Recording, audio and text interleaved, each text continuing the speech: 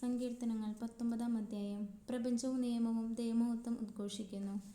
ആകാശം ദൈവത്തിൻ്റെ മഹത്വം പ്രഘോഷിക്കുന്നു. വാനവിധാനം അവിടുത്തെ കരവേലയെ വിളംബരം ചെയ്യുന്നു.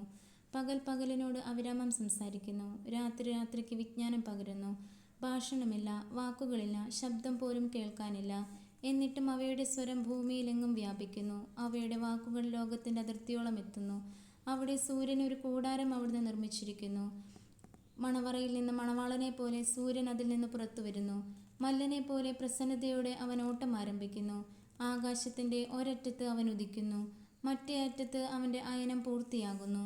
അവൻ്റെ ചൂടിൽ നിന്ന് ഒളിക്കാൻ ഒന്നിനും കഴിയുകയില്ല. കർത്താവിൻ്റെ നിയമം അവികലമാണ്, അത് ആത്മാവിന് പുതുജീവൻ പകരുന്നു. കർത്താവിൻ്റെ സാക്ഷ്യം വിശ്വാസ്യമാണ്, അത് വിനീതരെ വിജ്ഞാനികളാക്കുന്നു. കർത്താവിൻ്റെ കൽപ്പനകൾ നീതിയുക്തമാണ്, അവ ഹൃദയത്തെ സന്തോഷിപ്പിക്കുന്നു. കർത്താവിൻ്റെ പ്രമാണം വിശുദ്ധമാണ്, അത് കണ്ണുകളെ പ്രകാശിപ്പിക്കുന്നു. ദൈവഭക്തി നിർമ്മലമാണ്, അത് എന്നേക്കും നിലനിൽക്കുന്നു. കർത്താവിൻ്റെ വിധികൾ സത്യമാണ്, അവ തികച്ചും നീതിപൂർണമാണ്.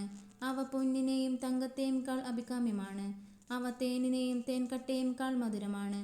അവ തന്നെയാണ് ഈ ദാസനെ പ്രബോധിപ്പിക്കുന്നത്. അവ പാലിക്കുന്നവന് വലിയ സമ്മാനം ലഭിക്കും. എന്നാൽ സ്വന്തം തെറ്റുകൾ മനസ്സിലാക്കാൻ ആർക്ക് കഴിയും? അറിയാതെ പറ്റുന്ന വീഴ്ചകളിൽ നിന്ന് എന്നെ ശുദ്ധീകരിക്കണമേ.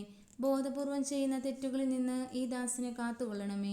അവ എന്നിൽ ആധിപത്യം ഉറപ്പിക്കാതിരിക്കട്ടെ. അപ്പോൾ ഞാൻ നിർമ്മലനായിരിക്കും, മഹാപരാധങ്ങളിൽ നിന്ന് ഞാൻ വിമുക്തനായിരിക്കും.